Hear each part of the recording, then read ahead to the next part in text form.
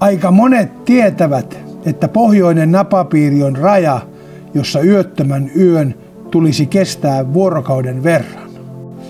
Ihan napapiirin tuntumassa Rovaniemellä yötöntä yötä vietetään kuitenkin kuukauden ajan, kesäkuun 6. heinäkuun 7. Tämä johtuu siitä, että aurinko heijastuu ilmakehän läpi ja näkyy keskiyöllä horisontin alapuolelta.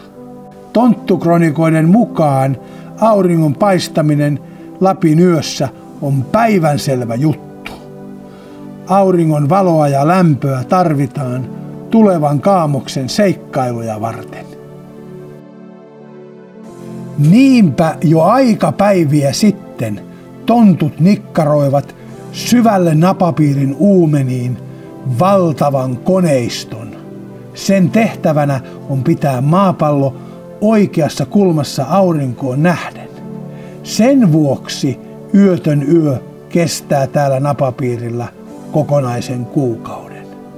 Ja kesäkuun 6. päivä on juuri oikea aika minulle saatella koko Korvatunturin väki kesälaitumille.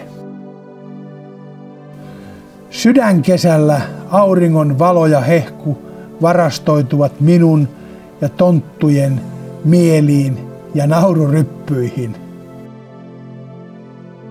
Ja arvatkaapa, mitä tuolla energialla tehdään puolta vuotta myöhemmin.